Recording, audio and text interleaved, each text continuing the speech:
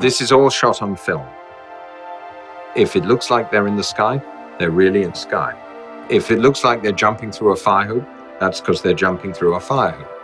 How did he get that shape in the sky? And where was he? Did he leap? Did he jump? Everything you see is real, and we use trampolines, and we use diving boards, and we use springboards, and everything. And some of them just leaping off from the ground. Yeah, you know? In order to get this result.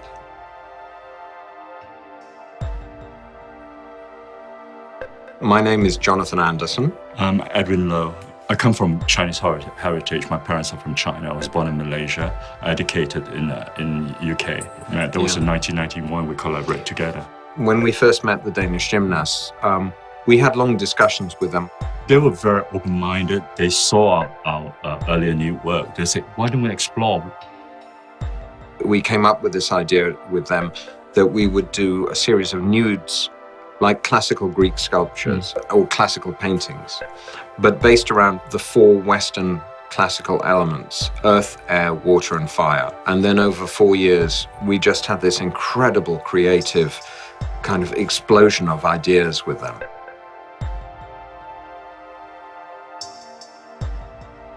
It's one of the most uplifting parts of the project. It's like they're flying in the sky. It's very heavenly. And there's a purity to it.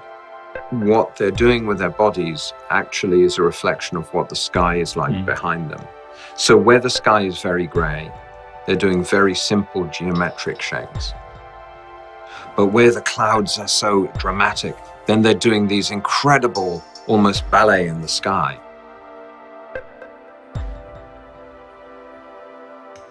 When they're doing the fire, they even did the hoops.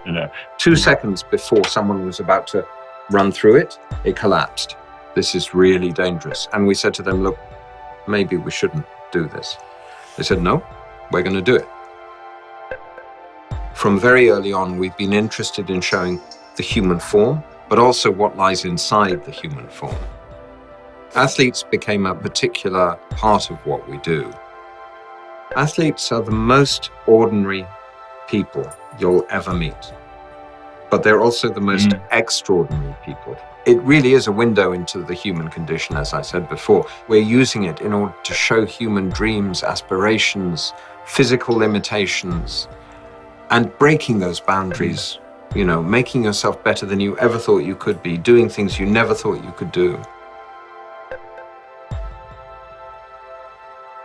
One of the most wonderful art projects was with the elite Chinese gymnasts in their training facility in Beijing. We're the only people in the world. No Chinese people have been given the access that we've been given. We were working with the Chinese gymnasts for 5 times over a period of 2 years. The first few times, you know, the kids knows we're around. They allow us to do our photographs, but there's a little bit of a separation. We know about boundaries, you know, not to overstep things. And I told Jonathan, you know, what you should do is sing a Chinese song. So he did. After that, they were so shocked that it really broke the ice. We love gymnastics as a sport. It's in some ways the ultimate sport because it's so tough from such a young age. And it's such a cruel sport because from an early age, either you do it perfectly and you look great, or you land on your backside and you look like an idiot. There's nothing in between. They're like human, like any human being around the world. But what made them so special is because they train harder than any gymnast in the world. The funny thing is, in the West, when we were interviewed about this, they were always trying to say, well, wasn't it horrible and cruel? And we were like, no, it was just the best we ever saw. And they said,